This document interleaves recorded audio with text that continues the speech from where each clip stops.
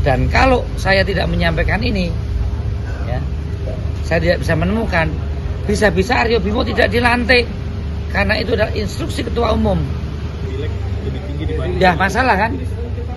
Kenapa sekarang suara pileg lebih tinggi daripada suara pilpres? Kenapa? Nah itu pertanyaan yang harus dijawab oleh semua kader, termasuk saya yang ada di Solo. Karena itu instruksi partai yang bisa membuat saya tidak dilantik. Kalau saya tidak bisa menginvestigasi kenapa terjadi selisih suara DPR RI jauh lebih besar daripada suara pilpres. Belum ada tambahan suara Perindo, suara Hanura, suara P3, pengaruh Pak Mahfud MD, pengaruh Mbak Atikoh, pengaruh Alam di kalangan milenial, pengaruh Pak Sandi. Hah? Inilah yang saya sebut anomali. Itu. Dan kalau saya tidak menyampaikan ini, ya, saya tidak bisa menemukan. Bisa-bisa Aryo Bimo tidak dilantik karena itu adalah instruksi ketua umum. Daripada saya tidak lantik, ya saya kejar dulu.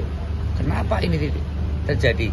Saya sudah telepon Mas Rudi, saya datangi Kades, Lurah, saya datangi warga. Ada apa? Ya.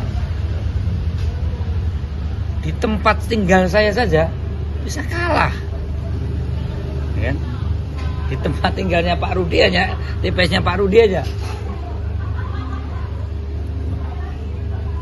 Cukup. Pak, tapi yang TKN itu punya hasil C1-nya nggak sih Pak? Secara semua C1 kita punya. Kalau soal rekap saya kira kawan-kawan yang di TPS tadi adanya menanyakan, Pak harus tanda tangan nggak?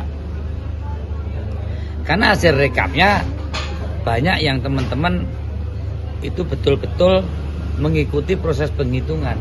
Proses rekapnya tanda tangan, apakah itu otomatis menyetujui seluruh proses pemilu dengan berbagai kecurangannya? Beda loh ya.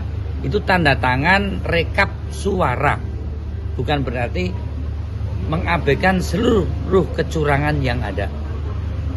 Kami karena hampir keseluruhan masif ini menjadi tanggung jawab caleg-caleg DPR RI. Saya ini jadi caleg kan belum lama, baru 5 periode.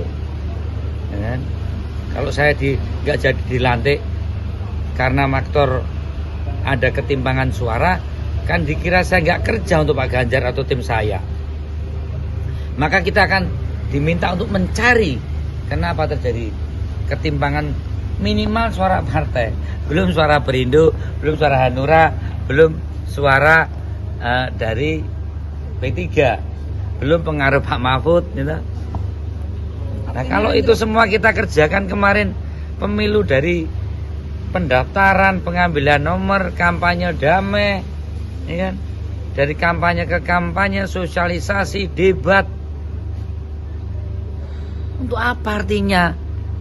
Kalau akhirnya pemilih memutuskan dengan cara yang seperti ini, saya kira nggak perlu lagi kalau pemilu seperti sekarang ini dilaksanakan di tahun 2009, nggak perlu lagi.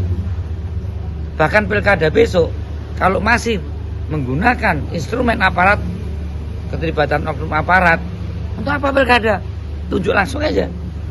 Saya akan menyarankan bagi calon-calon yang tidak dikehendaki oleh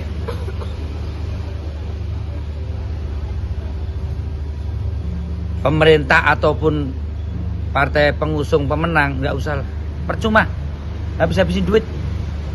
Kita ini nggak bisa habisin duit. Saya ngatur jadwalnya Pak Ganjar, Pak Mahfud, Mbak Atikoh, Alam, Pak Sandi, Mbak Yeni. Itu apa? Kampanye segitu banyak orang datang. Memang itu setan, itu demit. Kan enggak, itu kan suara orang.